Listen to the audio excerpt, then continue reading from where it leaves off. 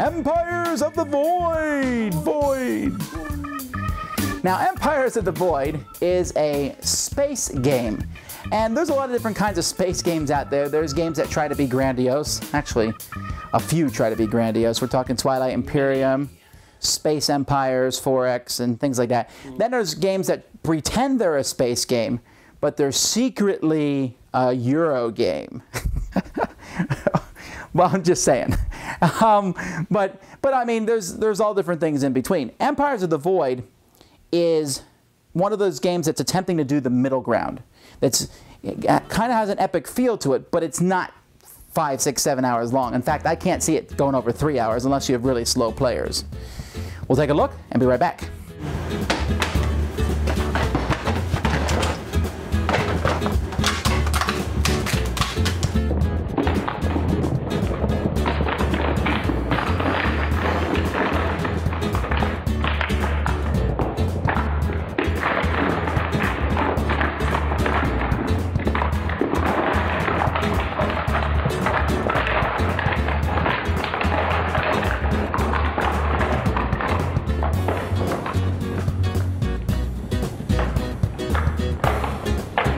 So here's the board, which this hexagon has to go in the middle, and the rest go on the outside of it. Now, interestingly enough, each of the hexes is double-sided, but it's the exact same thing on both sides.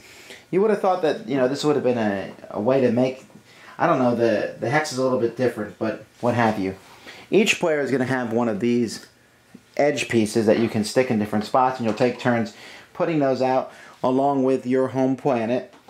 And at the beginning of the game, each player is allowed to take one hex that's next to them and rotate it. So if you want a certain planet in a certain way. A couple features of the board, there are planets that are connected to each other, but there's things in between the planets that you'll need technologies to get through. You can see there's asteroids, and over here, that giant monster is just, it's basically an ancient guardian that blocks the way between two planets.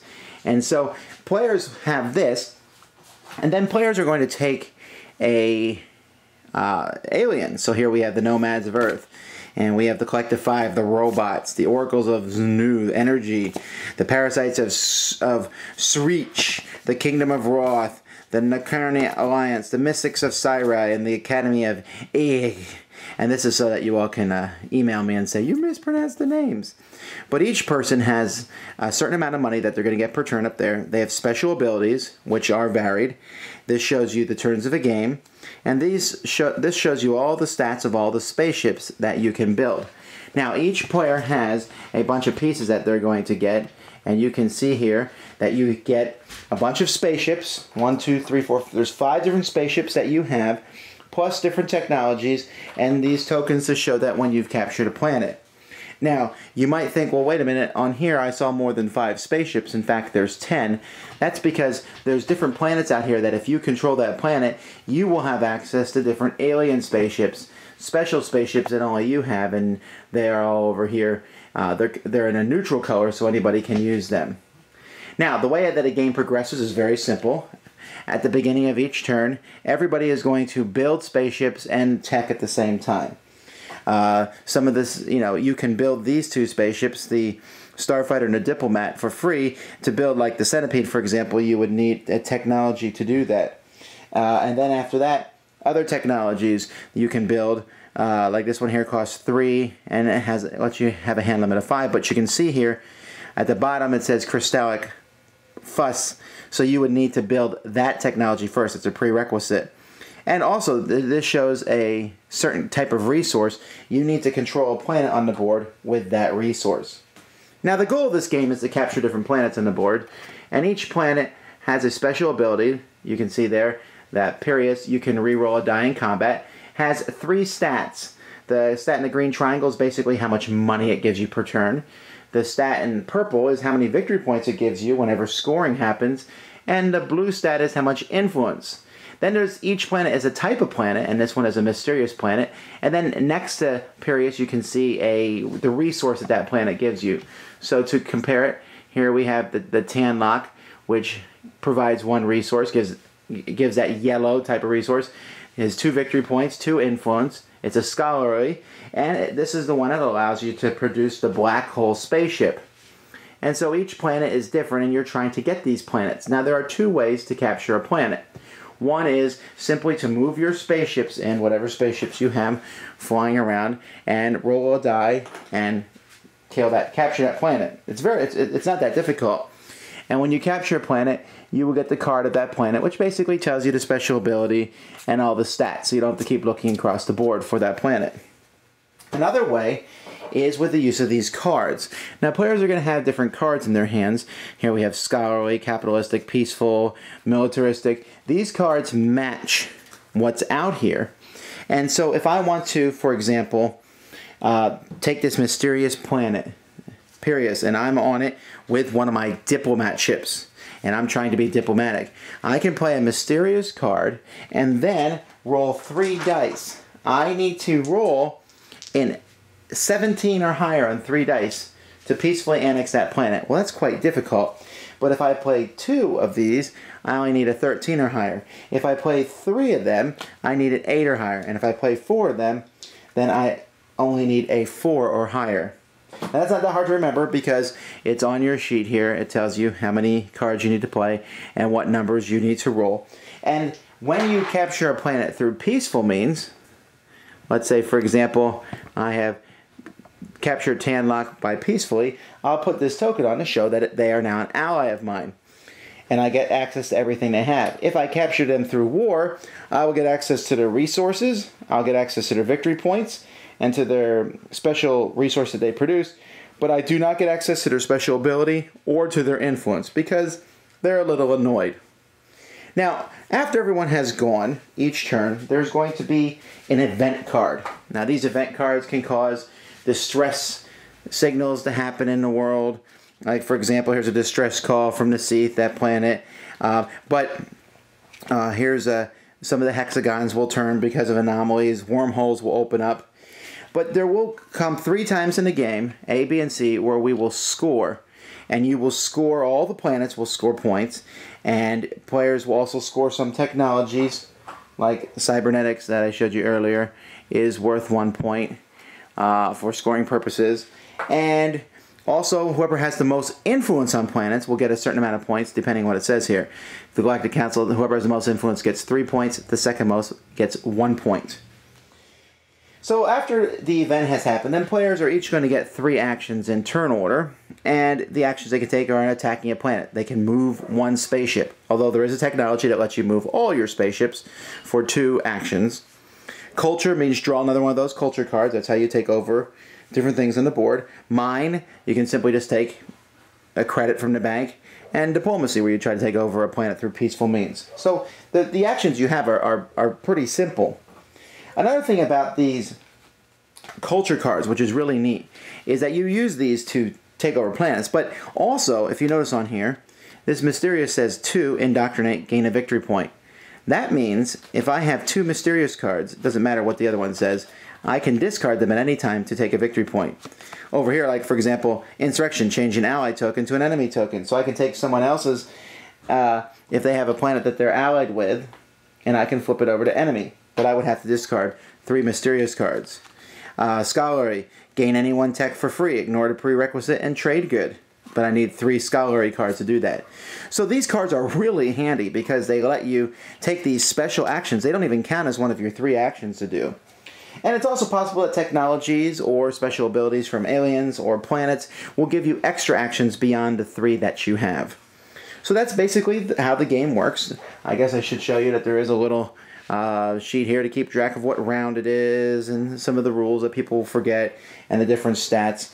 But basically, whoever has the most points at the end of the game is the winner. Now, I should mention, if you conquer someone else's planet, you get 2 victory points. You do not defeat them. They can still build and stay in the game. So there's no elimination in this game. But at the same time, sure, go after each other.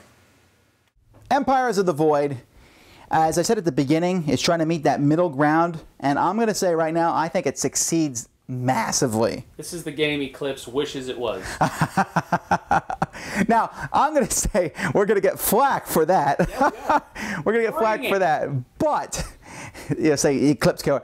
I'm going to say I think that they're really 2 different genres. Even though they're space games, Eclipse is an economic game in space with some fighting on the side.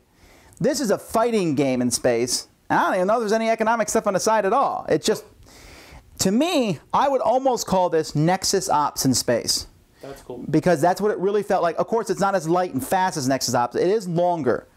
Some similar mechanics, though. When we first started playing, I thought, man, it only gives me a few actions per turn. I can only move a ship or two. Mm-hmm. This game is not as big as I thought. But after a while, you're like, whoa, you can move a lot of ships. And you can build your technologies. Things that I like. Love the technology. There's no way you can build all the technologies. And just the different technologies. I love the spaceships. They all felt different, and the fact that you can control planets and get spaceships from that specific planet that only you can use, that's neat. The alien races were not as different as I think they could have been, but they were still different. Yeah, and I think that that's pretty cool. They didn't go overboard with making them different. There was the same aspect to them, but there was also a couple of things here and there with each race that made them distinctly different from the other ones. They didn't go overboard with it. I think it was just the right amount. Right, and I guess, you know, they can include an expansion, added stuff to the races. The components are fantastic. At first I was like, what is it? It's all cardboard. You know, all the spaceships are cardboard. There's no plastic really. But I was pretty happy with it after a while because there's just so many pieces that it just worked out well that way. Yeah, I think the price point probably would have jumped up a couple of decades if, well, not decades, but you know what I mean, a lot, if they would have included plastic. Is there anything you didn't like? Well, some of the abilities that some of the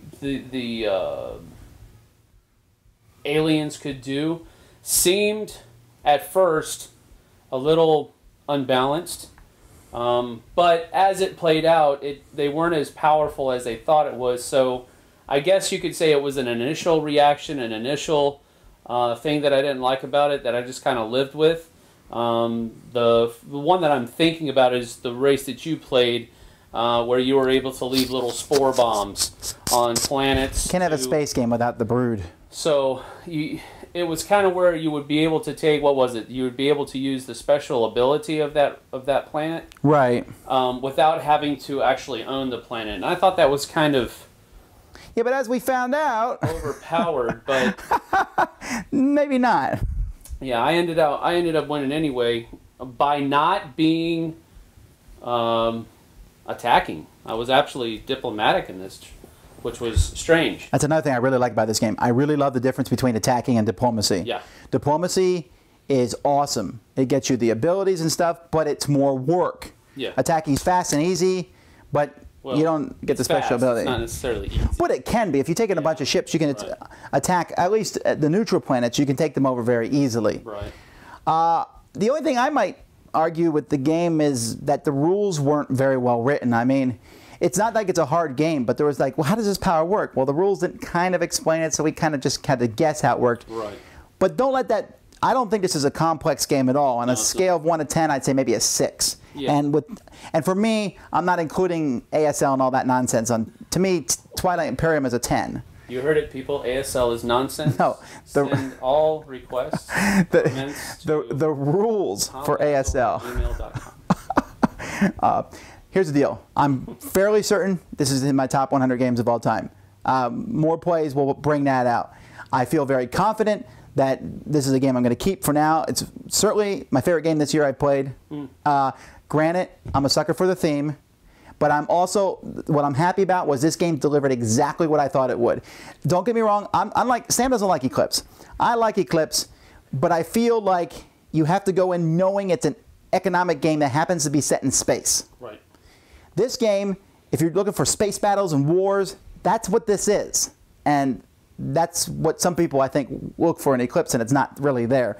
It's here. Another thing that I didn't quite understand is the boards. They were double-sided boards, but it was the same thing on both sides. Didn't understand that at all. That seems like a wasted opportunity. Like there could have been different things on each side, Right. but different connecting lines and different. that's not bad. It just seems. It's just kind of, huh? Why did you do that? So that's just a nitpicky thing, I guess. Well, what do you give it? I'm going to go ahead and give this 2 nebula warps up. 2 nebula warps. I'm going to give it 37 alien thumbs up because they have 400 on each hand. No, that doesn't make sense. That's disgusting. Yeah, probably. All right. Well, either way, if you're looking, I'm just going to say what I said earlier, Nexus Ops in space. That's really what I felt like it was. Simple, fast, easy combat, lots of choices. You play the game 20 times and it's going to be different each time. I like that a lot. And just in case you forgot, this is the game that Eclipse wishes it was. Leave all comments below. Thanks so much for watching the Dice Tower videos. Find more great videos and reviews, as well as our top-rated audio podcast at Dicetower.com. You can also find the latest board game news at Dicetowernews.com. I'm Eric Summerer, and you've been watching The Dice Tower. The Dice Tower is sponsored by Fun Again Games, the world's best game source. Fun Again Games has over 5,000 games available. Check them out at funagain.com.